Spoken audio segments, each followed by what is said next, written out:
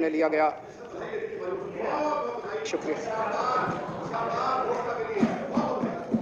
लेकिन जब से ये ऐलान किया है कि इतना, यहाँ तो कहने के लिए कह दिया, बाहर एक मिनट, मेरे को पूरा, हमें इतना क्रिटिसाइज किया जा रहा है।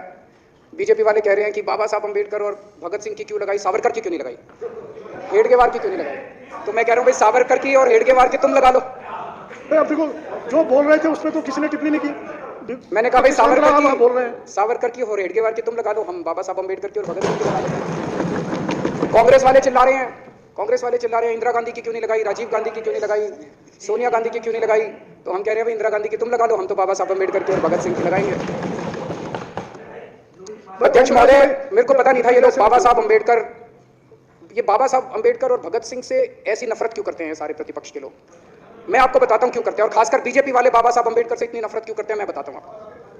बाबा साहब अम्बेडकर ने संविधान बनाया, मैं बता देता हूं आपको, आप भी सेटिस्फाई हो जाओगे।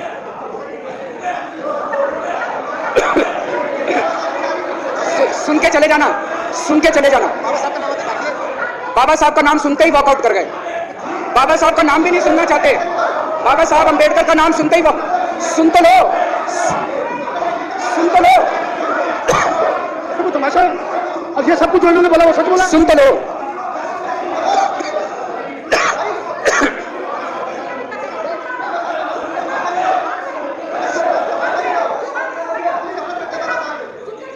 बाबा साहब अम्बेडकर ने, सदस्यों से प्रार्थना कर रहा हूं, अध्यक्ष महोदय, बाबा साहब अम्बेडकर ने, मुख्यमंत्री जी बोल रहे हैं, डिस्टर्ब ना करें प्लीज। नहीं, ये कोई तरीका, सत्य कौन बोल रहा था, सत्य क्या बिजुली जी ने बोला सब, अब बैठ जाइए। अब बाबा साहब अम्बेडकर ने देश का संविधान बनाया। संविधान में लिखा उन्होंने कि भारत के अंदर जनतंत्र होगा। इस जनतंत्र के अंदर चुनाव होंगे, चुनाव में जनता वोट डालेगी, वोट डाल के जनता अपनी सरकार चुनेगी। वो सरकार लोगों के सपनों को पूरा करने के लिए काम करेगी। बीजेपी को ये पसंद नहीं है, बीजेपी नहीं चाहती चुनाव हो, बीजेपी चाहती है कि चुनाव खत्म हो जाए, चुनाव होने ही नहीं चाहिए। चुनाव गंदी बात है इनके हिसाब से, चुनाव गलत बात है इनके हिसाब से। एमसीडी के अंदर 15 साल इन्होंने जम के लूटने के सारे दुनिया के रिकॉर्ड तोड़ दिए। गिनीज बुक वालों की मीटिंग चल रही है कि भारतीय जनता पार्टी का नाम आने वाला है गिनीज बुक के अंदर, एमसीडी का और बीजेपी वालों का। शानदार इन्होंने परफॉर्मेंस किया है। 15 साल के अंदर इन्होंने लूटने में कोई कसर नहीं छोड़ी।